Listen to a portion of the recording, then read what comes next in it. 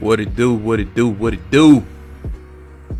It's your boy Justin J.Will, whatever you want to call me, one time for your mind. Checking in for the Cheat True podcast as always. Hope everybody's doing well, doing okay, doing great, feeling good, looking good on this Tuesday afternoon, Tuesday evening, whenever you may be listening to this, whatever day you may be listening to this. I appreciate you for dropping in, checking in on your boy. Because you could have been anywhere in the world, but you're here with me, man, and I appreciate it. So, I'm doing okay. I'm alive. I'm breathing. Nothing else really left to be said there. Church announcements. Everybody listen up. Church announcements. Okay. So, I will be out of town next week. And I'll be going out of town. So, I won't be around my equipment, which is, it's just the PC and the mic. And I'm not going to haul this PC. Yes, 2018. People do still have PCs. Yes. Actually bought this thing 4 years ago. It's a workhorse. It's just still kicking 4 years later. So yeah, I'll be out of town, but I do still plan on doing an episode, maybe even a couple a week. I'll just do it off the phone, trapping up the phone. You know what I'm saying? So I still plan on doing the episode. So just because I'm out of town, I won't discontinue it. Let's see what else. I think that may be it. Well, you know what? Next week, for sure, that damn college is it worth the episode is gonna come out. I promise you. Next week it's gonna come out. It's either gonna be next Tuesday or next Friday. It'll probably be next Friday because I don't know how much time I have to actually record a prediction episode. You know, on Fridays I usually do my predictions or whatnot for college football and for pro football and talk about that. But anyway, so just letting you guys know. I think that's about it. So, sports, football. Oh, Jesus Christ, man. I tell you this. From now on, if Vegas says that Alabama is going to beat somebody by X amount of points, I am going to side with Vegas from now on. Second week in a row, I picked against Alabama. I didn't pick them to lose. Well, I guess not the second week in a row, but I picked against them first week. I picked Louisville to cover. I didn't pick them to beat them. And then this past weekend, I picked Ole Miss to cover. Man, it's like what was the spread? Like 22 points or something like that. I think it was like 20. Yeah, it's like 22. So I'm like, Ole Miss can stay within Alabama. They can stay within 22 points. That's easy money. That's an easy bet. And yeah, after the first quarter, it was over. 28 points later, the first quarter, 21 points in the second quarter. Jesus Christ. They blew the doors off of Ole Miss. Shame on me. Shame on me for picking it. Look, man, if the sports books, if Vegas says that Alabama will beat Jesus Christ himself by 50 points, I'm going to pick Alabama. No BS. I'm done with that, man. I'm done with it. I'm just done, bro. Because Alabama's just that team. The thing is, and I hate I didn't realize this at first before I picked it. Before I picked pick Ole Miss to cover or whatnot. Alabama finally has a legit number one quarterback. Like, we know that they got legit players all across the board, right? Offensive linemen, running backs, wide receivers, defensive linemen, linebackers, safeties, cornerbacks. They usually have studs all across the board except for quarterback. And they still win championships out the a-hole. You know what I'm saying? Now that they got an actual quarterback, like Tua Tagovailoa, like he's going to be a number one draft pick. He keeps going the way that he's going to be a first round draft pick in the 2020 draft. There's no doubt about that. I mean, a lot of people make comparisons to Russell Wilson, and I think that they are pretty damn accurate. Playmaker, hell of an arm, accurate. Like, dude just has it all. The last time I can remember anybody seriously saying that Alabama had a number one, like a quarterback who could go in the first round, was A.J. McCarron. That was the last quarterback that played for Alabama that I can remember that people were actually speculating that he could go in the first round. And even then, I think that was like preseason type of deal. Like, oh yeah, if A.J. McCarron has good, then he'll be a first round draft pick. Which ultimately he wasn't. I forgot what round he was. I don't know, it was like fourth round or something like that. He wasn't a first round pick for sure. So yeah, man. I mean, they have a legit quarterback now. Man, he was 11 to 15, 191 yards, 2 touchdowns. You know it's bad even when Jalen Hurts come in and get him some. You know what I'm saying? He even threw a touchdown. Jerry Jeudy, 3 receptions, 136 yards, 2 touchdowns. 3 receptions for 136 yards, 2 touchdowns. Goodness gracious, man. I mean, Alabama just blew the doors off of Ole Miss. I hate myself for just even thinking that Ole Miss could do it. Because, I mean, and I looked good for a minute, right? I mean, Ole Miss went up 7-0. DK Metcalf, I mean, he got a long touchdown reception. Looked like I was on to something for a minute, but boy, that dream died. Boy, that dream died. That dream died, boy. It made Martin Luther King jealous. And I honestly do not believe. I think that there are probably only 3 teams who can really do anything against Alabama, who can beat Alabama this year. That's Georgia, Ohio State, and Auburn. I want to throw LSU in that, but I just don't think LSU will be able to keep up with them offensively. Because Alabama they are a machine on offense. Like, we know what they can do on defense. We know that they are. We know that they usually have a good running game, but man, they are. Just like Kansas City looked against Pittsburgh. Like Kansas City, machine now with Patrick Mahomes.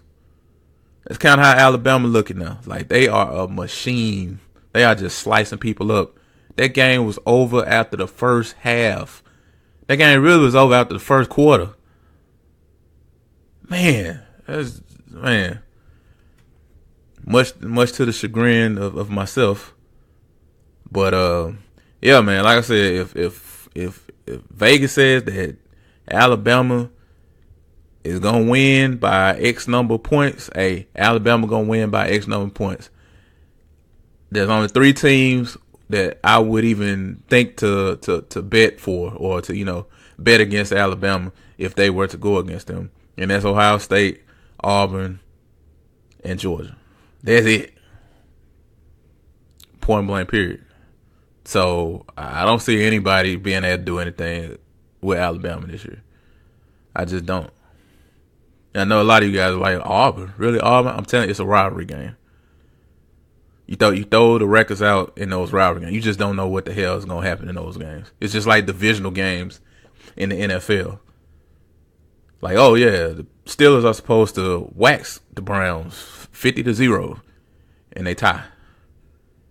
Like, those games could just be so, like, they know each other so well, they play each other every year. So, like I said, man, that was my phone, Alabama. I'm sorry about that. I'm not picking against. Never again. Not for the rest of the year. Nope. If they say Alabama gonna beat that team by 50, they gonna beat them by 50. If they say they're gonna beat them by 30, they gonna beat them by 30. If they say they're gonna beat them by 10, they gonna beat them by 10. I'm through with that. Yeah, I'm through with it. So, let's see. What else from college football? I want to talk LSU and Auburn. I actually watched a good bit of this game, and I was wrong on this pick. I was almost right, but LSU stuck the knife through my heart. You know, not that I have anything against LSU. No, I just picked Auburn to win. You know, I thought that they would cover or whatnot. So, yeah, LSU beat them 22-21, and it came down to a 42-yard last-second field goal for LSU to win. And Joe Burrow, LSU's quarterback, he didn't really have a good game, but he didn't really have a good game overall, I guess I should say. But he made some clutch plays. Let me put it like that. He made some pretty clutch plays. So you got to give it up to him on that tip. But Auburn really pissed me off one time early in the game, and I think it was the first quarter.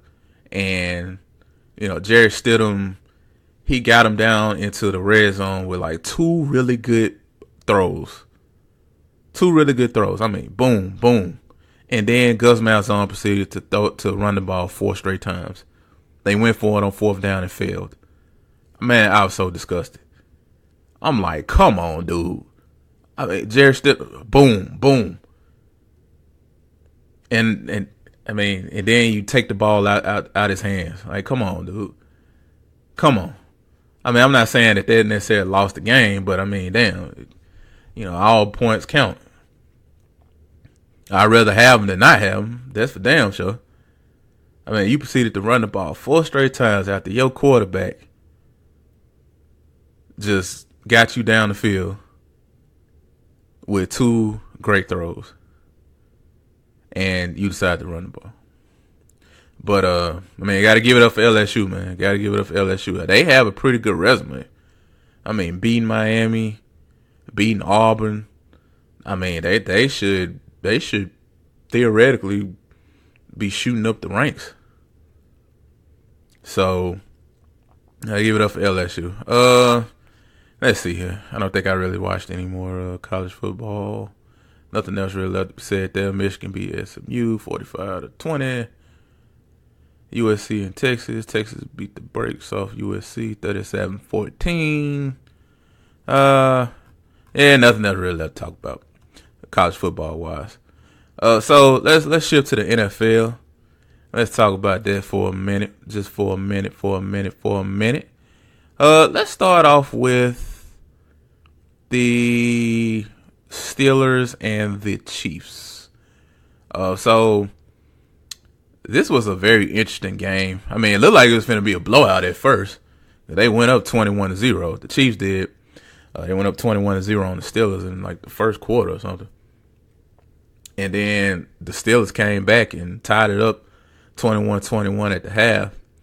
So my biggest takeaway from this game right here is Patrick Mahomes looks like he is the real deal. Now I know what you guys are saying. Justin, you always say, bro, don't be crowning these folks, man. Don't crown them. Don't be so fast to put guys on a pedestal and try to put them in the Hall of Fame and like that. And I'm not trying to do that with Patrick Mahomes. Trust me, I'm not. I'm the last person that do that. Hey, you got to put in some work. Homie. That's my West Coast accent right there. You got to put in some work, homie. You know what I'm saying? I put in some work. So, my West Coast accent is terrible. But he looks really good. And this is my first time really just sitting down watching Patrick Mahomes play. I mean, I really sat down and watched this whole game. Like, him and Andy Reid and what the Chiefs have put around him and what they have around him, I mean, it just fits perfectly. They went and got Sammy Watkins, paid him. If he can stay healthy, I mean, he showed during the game why, he was a part of that great 2014 NFL draft for wide receivers. He can make plays. He's a deep threat. He's just a good overall receiver, playmaker. Tyreek Hill really didn't do much. I guess they did a good job of bottling him up, but everybody else ate. I mean, Travis Kelce, he ate. I think he had a couple touchdowns or whatnot. So, over 100 yards, 2 touchdowns. So, even though Tyreek Hill really didn't do much, I mean, they still managed to score 42 points. Now, the Steelers. Let me say something about the Steelers, man. So Stephen A. said something on First Take that I definitely gotta agree with. I think that the Steelers are imploding. Well, was that Stephen A. or was that somebody else? I can't remember who said that, but it may have been Stephen A. But the Steelers are basically imploding. You got Antonio Brown yelling on the sidelines, and he said something today. Somebody tweeted something out. He was like, "Yeah, trade me and see." I can't remember what the exact quote was, but I mean, obviously he was playing, he was joking, but when you got these types of things going on with the whole Le'Veon Bell situation, he's not coming. I don't think Le'Veon Bell's ever coming back. I ain't gonna lie to you. I think that train to sell. Just like with Kawhi, I think the same thing that happened with Kawhi is happening with Le'Veon Bell. Le'Veon Bell's gonna come back, but then the offensive lineman got to run in their mouth. Got to run in their mouth about him and his contract. And he like, okay, well, screw y'all. Just like Kawhi Leonard. Hey, you guys are really going to question me and what I'm doing and what my situation is? All right, well, screw y'all. Y'all go do y'all thing then. Y'all win without me. Y'all win without me. So I think that those two situations are very similar. So I don't think Le'Veon Bell ever coming back. But yeah, man, the Steelers, bro. I just don't get it. It's like I mentioned this before, but they spent draft picks on defense, and they're just not good. I mean, Patrick Mahomes threw for 6 touchdowns. 6. He threw for 6. 6 touchdowns, bro. 6 against these guys. Come on. Like, you can't be the defense that allows career games, for quarterbacks and stuff like that. Like, this is a career game for Patrick Mahomes. And you guys allowed it. I mean, they've been drafting defense. Obviously, Ryan Shazier's out with that terrible injury. He ain't coming back no time soon. Joe Hayden, I don't really know how good he is compared to what he was in like 2011, 2012 before he started getting injured all the damn time. But, I mean, he's their best. I say he's probably their best corner. But he didn't play. I don't really know how much of a difference he would have made. Maybe he would have made a big difference. Maybe he wouldn't have. I don't think so. I don't think he would have made that big of a difference if he would have played. But they've drafted defense. Artie Burns. They brought in Morgan Burnett from the Packers. What's his name? Cameron Haywood. They drafted Bud Dupree, he had a pretty good first game. He hadn't really done much since he's gotten into the league. You know what I'm saying? I mean, when you think about pass rush especially, you don't say Bud Dupree. And no slight against him, but that's just the way it is. You know what I'm saying? I don't think nobody's going to mistake Bud Dupree for Khalil Mack ever, in my opinion. So they've thrown some resources toward the defense, but they just not been good. And Mike Tomlin, that's what he is. Like, that's his thing, defense. He was a defensive coordinator for the Vikings, if I'm not mistaken, before he got hired by the Steelers. So they've just not shown anything on defense that would lead not Kansas City, but Pittsburgh Steelers fans to believe that they are going to get any better. I don't think that this is going to get any better. Another thing I thought about too was I wonder if what we're seeing out of the Steelers right now is similar to what we're seeing out of Seattle. Pete Carroll, rah-rah guy. Oh, yeah, we're going to get them, guys. We're not going to take it. We're not going to take it. That guy right there. And Mike Tomlin, rah-rah guy. We're going to get in their face. And, we're going to be men around here. We're going to be accountable and all that. You know what I'm saying? And I'm a Kappa. And I shimmy before I go to bed. It's just like they're players coaches. Like, that's what they like to label them as, players coaches, I guess. And when you want to play for them, because you want to run through a wall for them. That's what people say about Mike Tomlin. Hey, I would love to play for that guy. You know what I'm saying? I wonder if the whole camaraderie thing and the whole, tough guy, rah rah, yeah, be accountable, be man. I wonder if that's falling on deaf ears, kind of like what happened in Seattle. I mean, the stories come out that people just stop listening to Pete Carroll. Like, you can only hear the story so many times, the joke so many times. Richard Sherman, Michael Bennett, all those guys, they got fed up. Like, man, we just not finna listen to you anymore. We're tired of hearing it. And I wonder if that's what's happening in Pittsburgh. I mean, think about it, man. You got these offensive linemen speaking on Le'Veon Bell's contract, Antonio Brown speaking out. We know what happened a couple years back with the whole, going on Facebook Live and taping or taking a video of the locker room after the win and catching Mike Tomlin saying something about the Patriots. I mean, I just wonder if Mike Tomlin's starting to lose the team a little bit. Seriously, I think that hot seat is really starting to heat up for Mike Tomlin. Can't blame Todd Haley now. You know what I'm saying?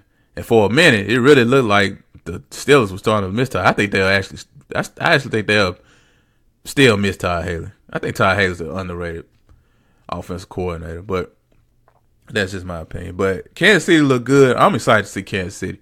Now, their defense is still pretty porous.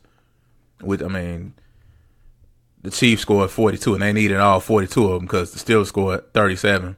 Even though I think they got a safety, if I'm not mistaken. So the actual offense scored 35 points, which is still a lot, right? 5 touchdowns? So they still have some work to do on defense, but Patrick Mahomes looks like he's going to be the real deal. Now, obviously, I think that he'll have some bad games. He's thrown for 10 touchdowns in his first 2 games, which is just astounding. I mean, that's just a ridiculous stat right there. I think that he'll have some bumps in the road. There'll be some games, maybe the next game. I don't know who they play next week, but there may be the next game where he throws 3 interceptions and everybody tries to say, oh, well, he hopped on the train too fast. But I like Patrick Mahomes, man. And I like the Chiefs going forward. They need to work on the defense a little bit, but that offense should be special. And they showed it against the Steelers. 49ers and the Lions, 30-27. Oh, man. Now, this is actually a game I predicted right. I picked the 49ers win because I just thought that Kyle Shanahan was just a superior play caller. And, of course, the Lions did what the Lions always do. Lose the game early and then try to make a valiant comeback at the end of the game to make it look close. But I knew that the Lions would I knew that they would play better. Like, I wasn't concerned about them playing like they played against the Jets. I knew that they would bounce back, but I just thought that they would lose, and they did. So, Stafford finished with 34, 53, 347 yards, 3 touchdowns, and his numbers looked okay, but he missed on some pass. He missed some pass, like he always does. See, this thing about Stafford, bro, like, I'm just saying, man, can't. Now, San Francisco, I don't know if they'll necessarily finish this season with a winning record. I don't know. But I just feel like Stafford can do, like, make a play. That's all I'm saying. Win the Lions some games that they're not supposed to win. Now, am I tripping on losing to the 49ers? No, I'm not tripping. But I'm just saying, I just don't feel like he just can't make the play. You always end up in this situation. We always end up in this situation. And I'm speaking as a Lions fan here. Always. Oh, well, you get down early in the game. Oh, my God, the sky is falling. Oh, touchdown. Oh, we back in the game. Oh, my God. And then there are times when Stafford was able to, lead them on a comeback or whatnot. But then there are times where it's just like, damn, if only we could have made one more play. Damn, if only we didn't jump off sides. Only if we didn't miss the receiver going down the field. And it's not always his fault. I understand that. I just feel like, man, for as much money as we paying him, and y'all know this story, so I don't even necessarily need to keep going on, but I'm getting mad. All right. So anyway, they lost. Rams, I mean, they blanked the Cardinals 34-0. Rams looking good, man. They looking good. I mean, they've only been against the old ass Oakland Raiders and the Cardinals, but they looking good, and that's what's up. You know, I mean, you supposed to beat them teams. If you're better than them, you obviously have a better talent. Yeah, beat the hell out of them. 34-0. Broncos, Raiders, I don't really got nothing to say about that. Jaguars, Patriots. I watched a bit of that game. Blake Bortles inexplicably looked like an NFL quarterback. I mean, I think that this probably was Blake Bortles' like best game ever. And he looked really good. He looked really damn good. 29-45, 377 yards, 4 touchdowns and a pick. And really the pick wasn't his fault. He threw the ball and what's his name? Austin Seferian-Jenkins couldn't hold on to it, popped up in the air, and the Patriots proceeded to pick it off. He did really good.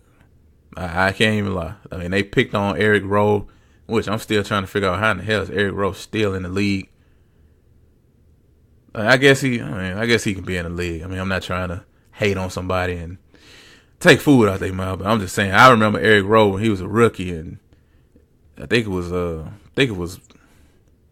when was it? I think it was Thanksgiving. It was Thanksgiving, and the Lions were playing the Eagles. Cause that's what team he was on before he got, I don't know if he got traded to the Patriots or whatever. But anyway, that was his previous team. And Calvin Johnson just lit him up. I mean, Calvin Johnson just lit him up and just picked on him like, it was sad. So the Jaguars proceeded to do the same thing this game against Eric Rowe. So Jaguars looking good, man. I mean, they was able to hold Rob Gronkowski. Rob Gronkowski didn't do much. The whole Patriots offense really didn't do much. I mean, the Jaguars are for real on defense. I still say that the thing that's going to hold them back, regardless of how good Blake Bortles looked, is going to be Blake Bortles. Now, if Blake Bortles plays like that all the time, they can go to the Super Bowl. Oh, hell yeah. You see, they almost went with him playing like trash. Oh, man, if he can play like that, then they got it, man. They got it. Like, this ain't no fluke. Like, they'll do the same thing to the Patriots again in the playoffs. If he plays like that. Thing is, he won't play like that all the time. Regression to the mean. So, let's not overreact to Blake Bortles playing well. Hey, I can give a guy's credit when he does well. You guys know I've been adamant about Blake Bortles, guys like Blake Bortles, guys like Jalen Hurts. I call them trash cans because that's what they are, trash cans behind center. But I got to give him his props on this one, man. He played a really good game. A really good game. So, Cowboys-Giants, Sunday night game. Cowboys won 20-13. Dak Prescott. What did Dak Prescott finish, man? He finished 16-25 for 160 yards and a touchdown. So, first of all, Cowboys played really well on defense. I'm telling y'all, the Cowboys are going to be run the ball, play defense. I said this earlier this year that they are going to they've turned into, we're going to run the ball and play defense. I mean, their defense looks pretty good. They look pretty good. I mean, regardless of how inept the Giants' offensive line is, because they are pretty inept.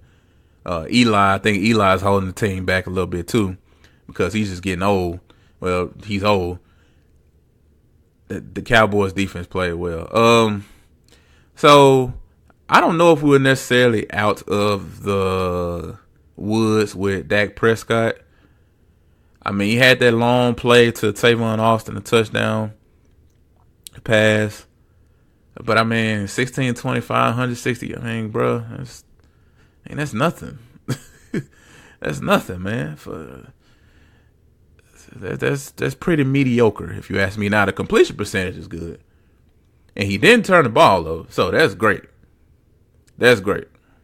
You know what I'm saying? I mean, if you want to look at the glass half full, and then on top of that, you know, even though we just looked at the glass half full, I mean, he could have did better. I mean, he missed the tight end. What's his name? Rico Gathers. I mean, Rico Gathers ran a good route toward the corner of the end zone, and Dak overshot him. Now, he had some pressure on him, but man, you just wish you could make that throw. Like, I just don't know. I don't know if we're out of the woods yet with Dak Prescott, man.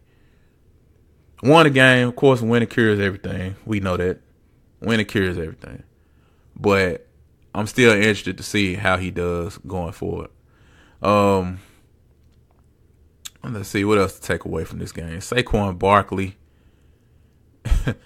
28 yards on 11 carries, 14 catches, 80 receiving yards. Now, you guys know that I'm not the biggest Saquon Barkley fan. I'm not a hater, and I'm not finna say, oh well, yeah, he had another performance of a 2.3. Well, I don't know. This would be 2 point something yards per carry average. Kind of like he did the first game, but he had that terrible average, and then he proceeded to bust off a long run to make you guys not even realize that he was only averaging 2 point something yards per carry before that really long run. But whatever. His offensive line is not helping him, though. His offensive line isn't helping. I give you that, man. I'm not going to sit up here and say that he's terrible necessarily, because he's not. I've never said that he'll be terrible. I never said that he'll be bad. I just said this Hall of Fame, you guys trying to put him in the Hall of Fame, trying to put him in the same sentence with LaDainian Tomlinson, a dominant running back. He's never going to be that. He's never going to be that. But his offensive line does need to help him out a little bit. I mean, he gets the ball, and I mean, they're swarming him. So, let's see. That's that. Odell Beckham didn't really do much for 51. I mean, he didn't do much, man. The Cowboys played really well. I really liked them on defense. And I saw that guy, Vander Esch. He came in, played Sean Lee toward the end of the game. When the game was pretty much over, I guess. Well, I think Sean Lee actually got hurt, and they decided not to play him. Because, you know, Sean Lee is fragile as hell. But that guy, Vander Esch, I kind of like him. Just from that little sample size. I mean, he's a tackling machine. I mean, dude just, like, I'm talking about open field tackles. I think he had like 7 solo tackles. I mean, that's pretty damn good right there. I may have to rethink my stance on a draft pick if he continues to do that. I wasn't necessarily mad at the draft pick. You know what I'm saying? Because of that exact reason right there, that I just, Sean Lee being injured. Because the world can't collapse. Everything can't stop just because Sean Lee gets injured. You know what I'm saying? So I understand that, but I still feel like they should have drafted Hayden Hurst. But from the small sample size that I've seen, he looks pretty good. So that's that. Seahawks and the Bears are playing as we speak, and I don't know what the score is, but oh man, Chicago giving Seattle that work, 24-10.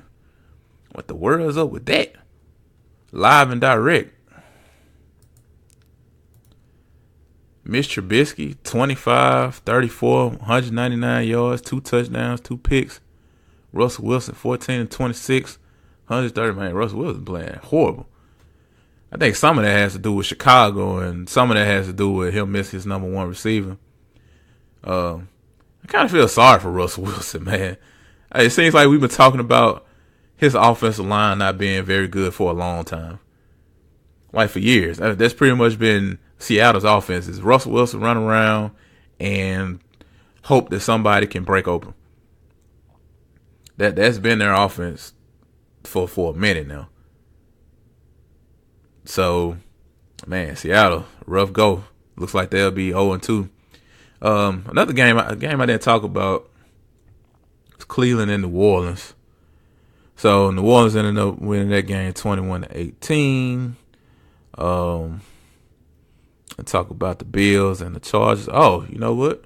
Let's talk about that real fast. So the Chargers blew the doors off Buffalo. I mean, that game was not as close as it looked on at the end, 31-20.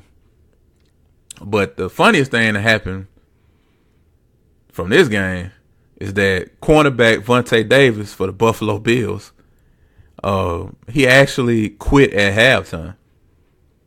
I'm not making this up. The dude actually retired at halftime. He retired, he got his stuff, packed stuff, left the stadium.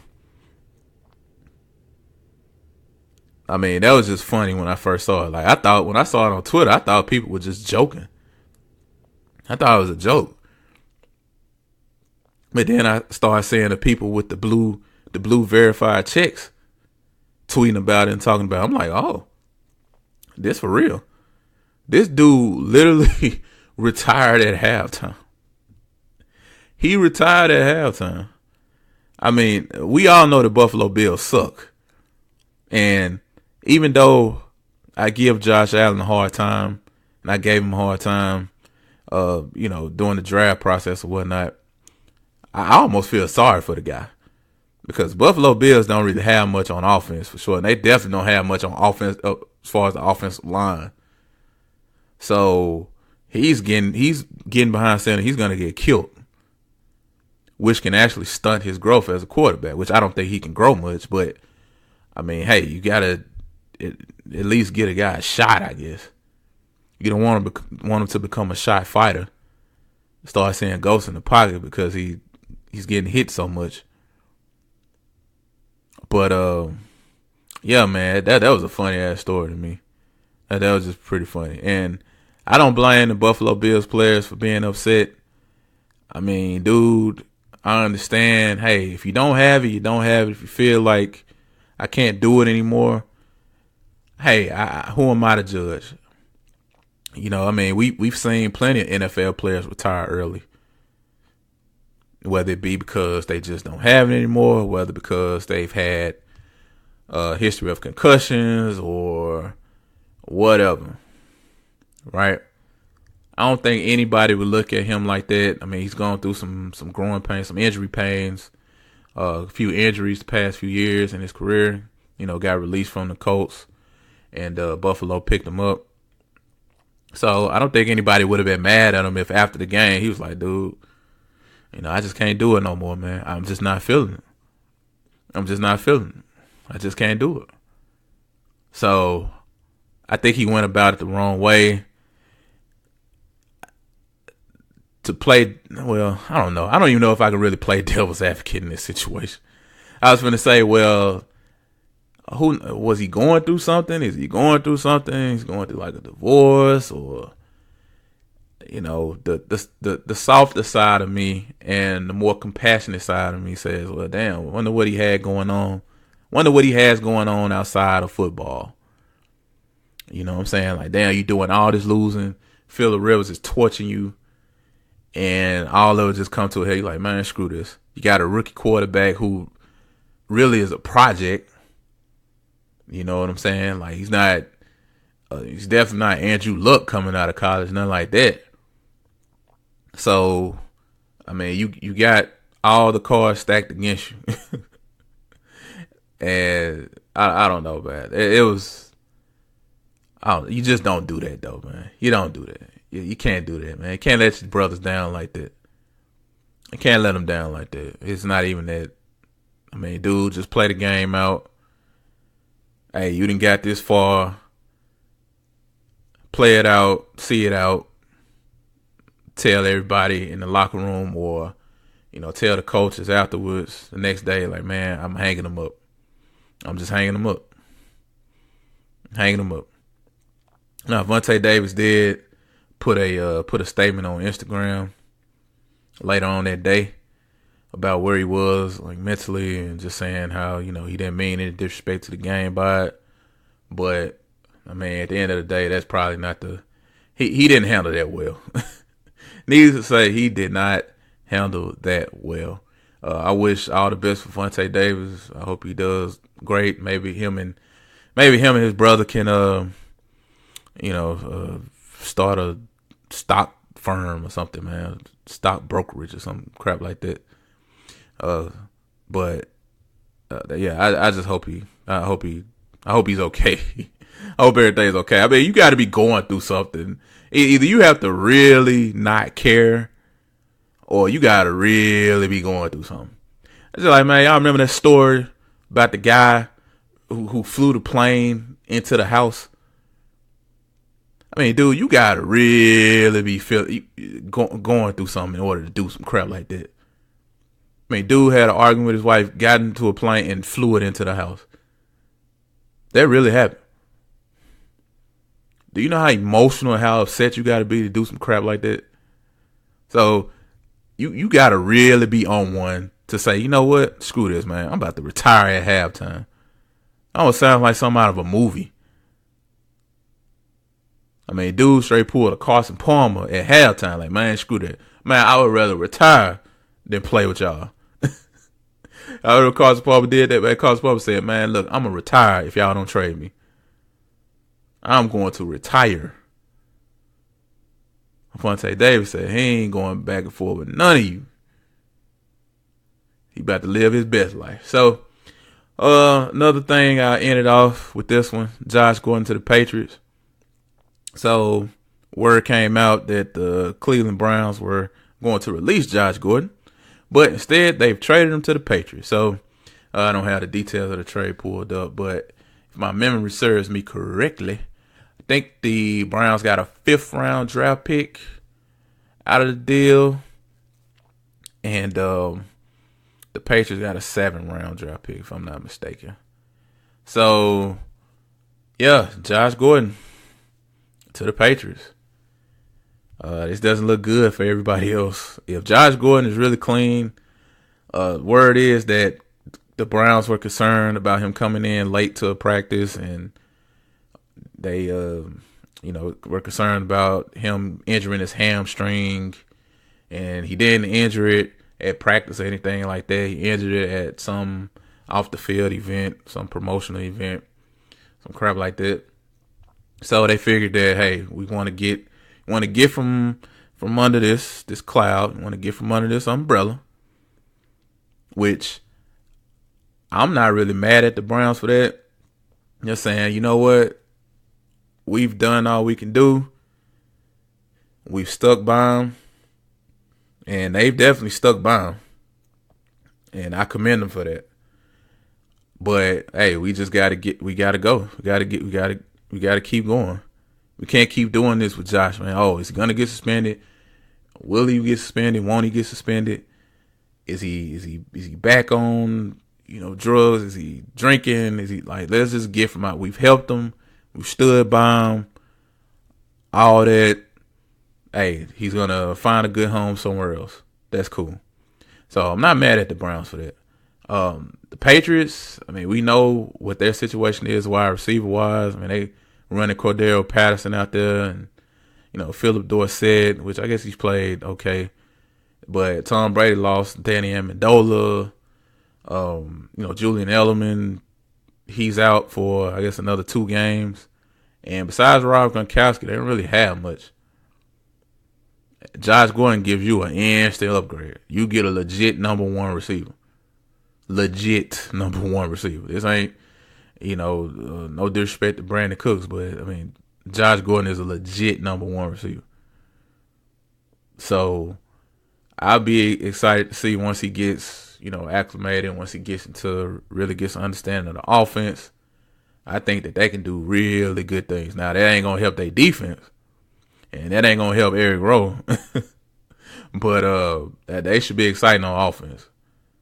I mean, we know what happened when Tom Brady got a legit number 1 receiver in Randy Moss. We saw what happened. I mean, set the record books on fire.